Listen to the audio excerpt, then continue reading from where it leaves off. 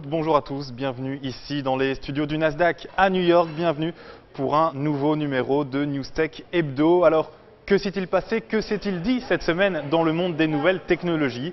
Eh bien, tout d'abord, Apple, et c'est une première depuis 2 mois, Apple a vu son titre passer sous la barre des 400 $, à très exactement 393 $, soit presque tout de même 2 fois moins qu'il y a un an.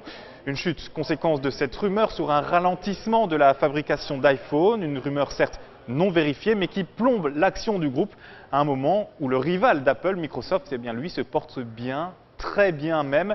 Cette semaine, on a appris que depuis le début de l'année, Microsoft avait gonflé de pas moins de 26% à la bourse de New York. C'est pas mal.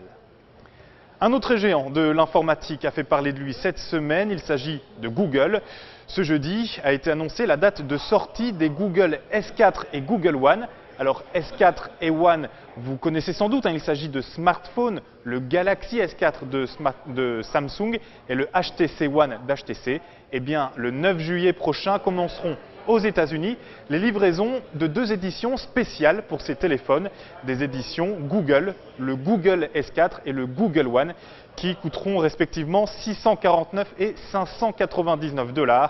Vous pourrez les commander sur le Play Store du moteur de recherche. Depuis la semaine passée, vous le savez, on en a parlé ici, Instagram propose une option vidéo. Alors, quel bilan 7 jours après? Eh bien, tout dépend de quel côté on se positionne. Instagram assure que cette nouveauté est un succès total, là où d'autres sont un peu plus nuancés, et c'est le cas notamment de cette artiste. Elle s'appelle Megan Signoli, et elle a posté cette semaine la même vidéo sur Instagram et sur Vines, l'autre grande application de séquences vidéo. Une seule et même vidéo donc pour 2 applications, et elle a ensuite demandé tout simplement à ses fans de décider et de trancher. Alors quel résultat? Eh bien, sur les centaines de réponses qu'elle a obtenues, une seule soutenait Instagram. Libre à vous de faire votre propre opinion.